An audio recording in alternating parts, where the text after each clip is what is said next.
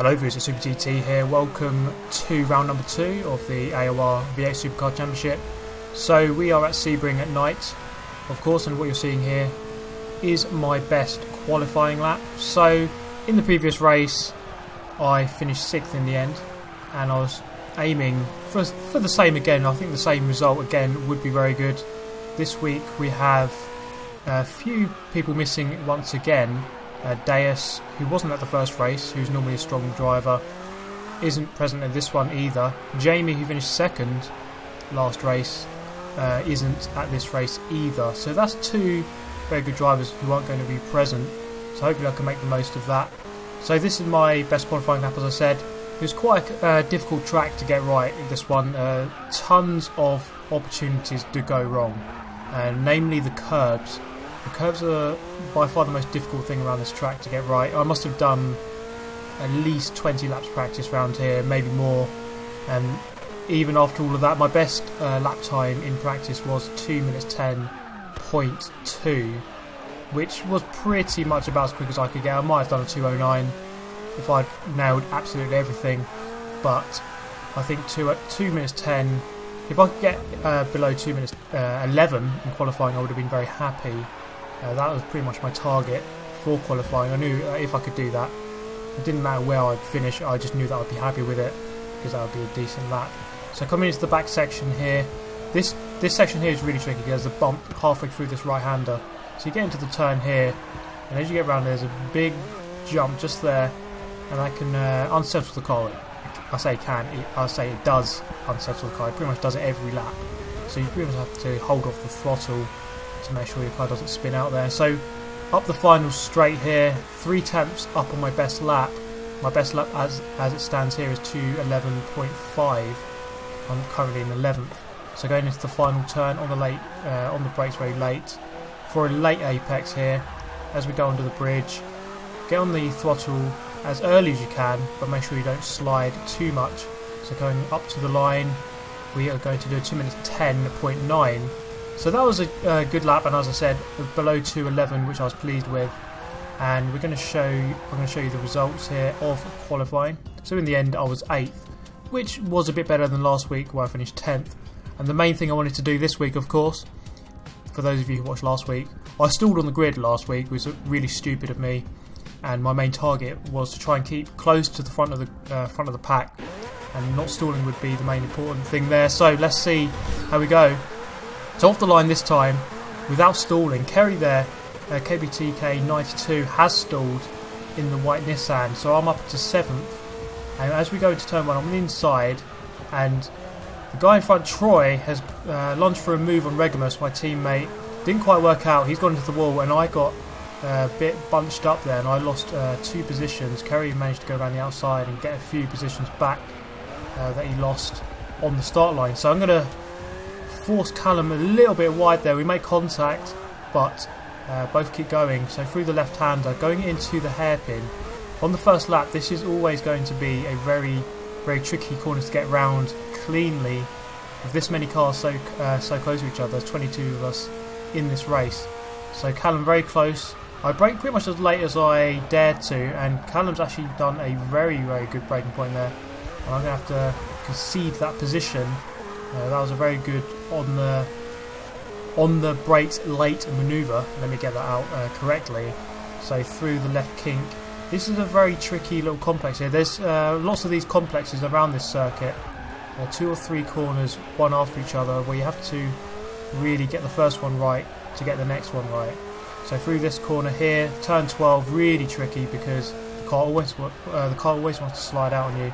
This one as well, got the most dodgy curb on the exit, and you'll see why later. The craziest accident happens on that curb later in this race. But as we move forward here, Callum's got a little bit of a gap to me here. I'm still in the top 10, which is better than I managed at this point in the last race. It's bunching up a bit ahead, so we've got fast traffic, as in Kerry, who's a bit lower down than he would normally be, down in 7th there. And he's actually forced Troy a little bit wide there. And I'm going to get the run down the back straight into the final turn on Troy. The Mercedes is actually very quick in a straight line, as is the Ford. The Ford is probably the quickest car in the line, but I have got the run on him. I've got the momentum just about got the inside there, and he's given me the space. He might have turned in if he was more aggressive. I'm going to keep a very narrow line on the exit so he can't do a cutback on me. And I've got a little bit closer to Callum, so that's lap 1 done. In hindsight, not the best lap, but most of those positions lost because of the start, or the first corner got hemmed in. So I've lost 1 position overall, but not too much of a disaster. I've still got a fully functioning car with no damage, which is always a good start. So approaching turn 2, try to get a very late apex, go a little bit over that curve. That curve can unsettle you. Kerry get a bit of an accident there, almost. Well, not an accident, quite frankly, but almost collecting Callum there. So as we go into the hairpin, this is where the traffic does bunch up a little bit. And Callum was very late on the brakes last time. I'm late on the brakes this time. I'm right on his tail now, so pretty much close that gap. On the exit, there is that concertina effect, of course, so the car in front does get away slightly, but he's only 60 or so feet ahead. And in front of Callum, we've got Kerry, and then in front of him, we've got Rumbum there, so he's had a very good start. He's currently in 6th position in the Xbox Ford. So through the tricky corner there, so hard to resist just mashing the throttle down because you will slide out. And it's so unnerving seeing those headlights behind you. You just don't know if they're going to run into you. You see those headlights get so close, and you just don't know if they're going to touch you or spin you round or break into the back of you. So it does put you off, it does unnerve you. And Kerry has managed to get past the Xbox Ford there of Rumbum into that complex, although he's got a bit wide over the bump, as I mentioned in qualifying, and he's lost that position again back into 7th. So I've got the slight run on Callum here, although we are in the same car, so it doesn't look like I can get past him here. They're going to tuck back in behind into the slipstream, and he's going to pull out slightly. I've got those headlights right behind me again. I'm going to go slightly to the outside, brake a little bit later, and Callum here is going to slide ever so slightly wide.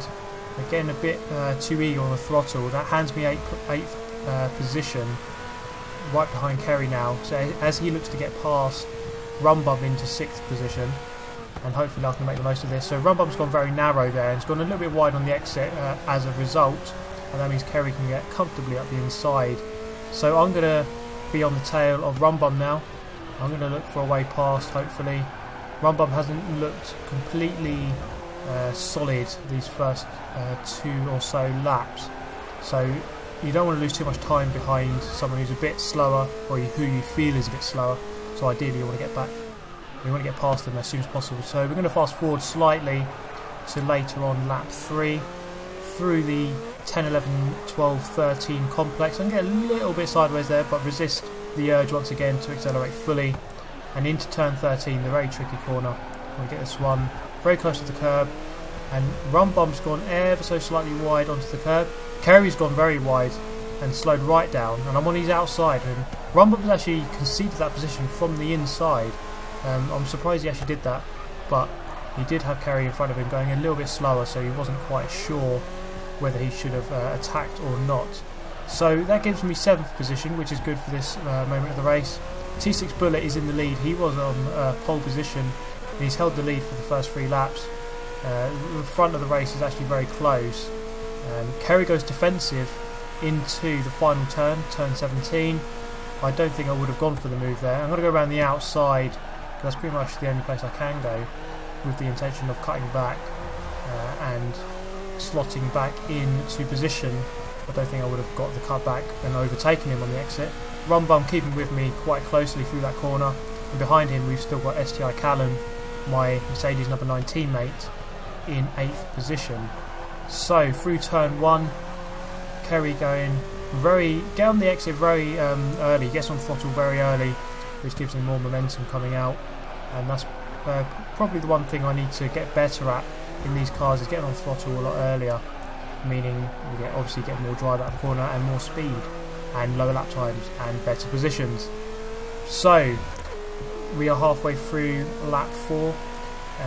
It's looking good actually. It's a lot better than the previous race. By about this point in the last race I had already lost too many positions at the start and too much time as a consequence, and the leaders have got way too far away by that point.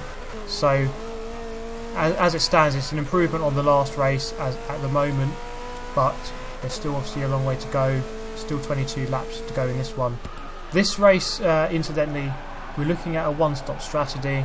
In the previous race, we did 36 laps around Watkins Glen, and it was a two-stop strategy. You could only do 16 laps, meaning you had to pit twice. In this one, you can do 13 laps in a 26-lap race, so we just had to pit once halfway through the race and not having to worry about the second stop. So fast forwarding here slightly, Kerry's got away and he's caught the back of Regamus, my other teammate, who is in 5th position. So the Mercedes number 9 team, STI Callum in 8th, just behind me in 7th, and then Regamus ahead of Kerry, who's ahead of me, in 5th. So the Mercedes number 9 once again very close to each other on the track. As we were in the previous race, we were 6th, 7th and 8th in the end in the previous race. So if we can get consistent results like that, it would be very good. And this is the part of the race where the race sort of calms down a bit. The initial fighting on lap 1 has calmed down. Everyone's probably got back to their respective positions somewhat. And then we're going to fast forward again to lap 12 here. So we're approaching the first pit stop phase. And T6 Bullet, who was leading the race, has dropped back here, and he's just been passed by Regamus. It looked like quite a forceful move. I couldn't tell exactly how that move went. Because T6 did go off onto the grass, I can't tell how aggressive that move was, but it suits me because I'm right on his tail now. Going into turn 16, this turn's really tricky to get right. Got that curb on the exit, which you can take, but it can throw you off violently if you don't hit it at the right angle. So coming down the back straight, I've got the slipstream here. I'm going to pull to the inside of T6 Bullet, the pole sitter, and not quite go for the lunge. I didn't feel quite so comfortable going for that one. And on the exit, I'm going to make contact there. I couldn't quite hold it together, so close to him, and luckily he had the skills to keep his car going without spinning out. I would have felt very guilty and very bad if I had spun him out there, and luckily we've both managed to keep going here.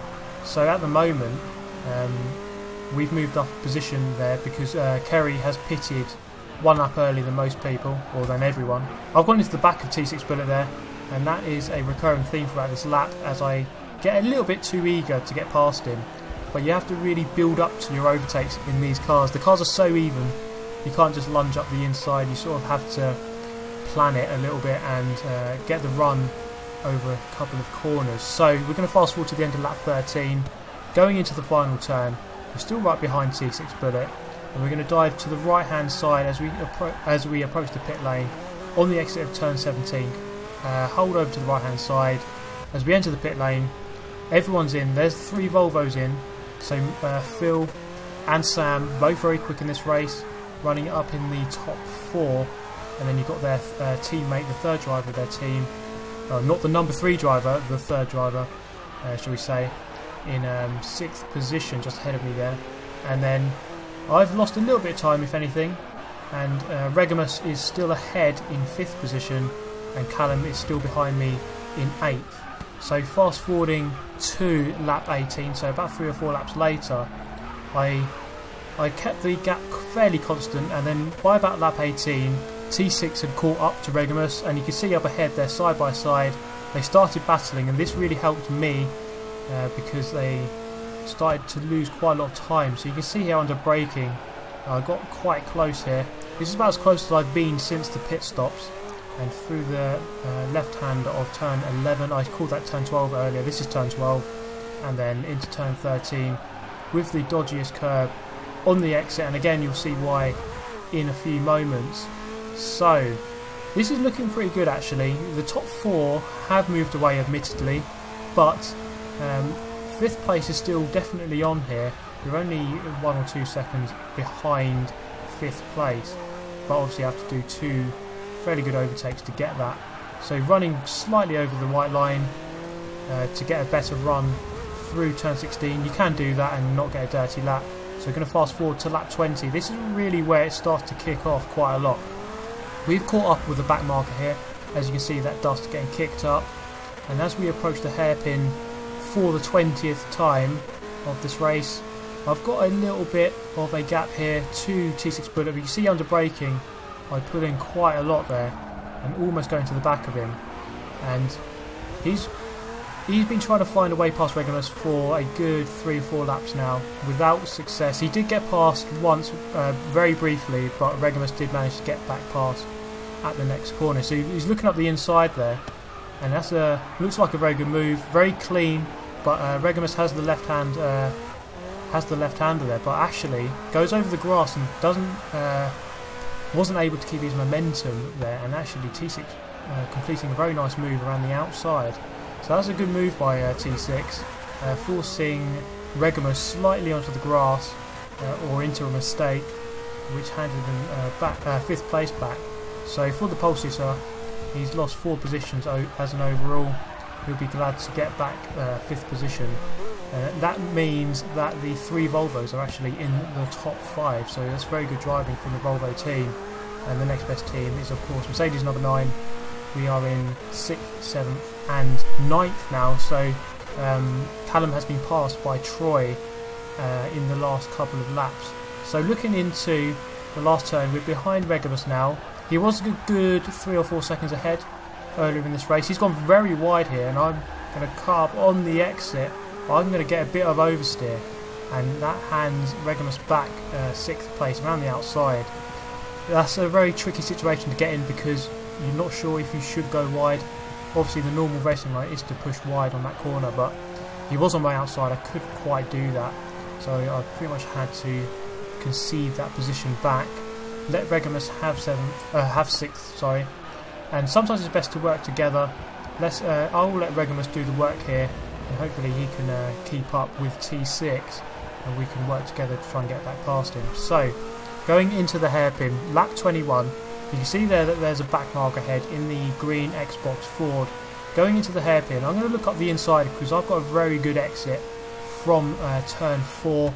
Going into the hairpin, I'll dive up the inside. I've got the line, but the back marker sort of slows me down there. Goes into the back of T6, and that hands Regamus the momentum, and therefore P6 back. So very good racing there. I couldn't quite get past him. I think I would have had that position had the back marker not been there, but I played it safe. I had nowhere to go really, so I sort of had to back out.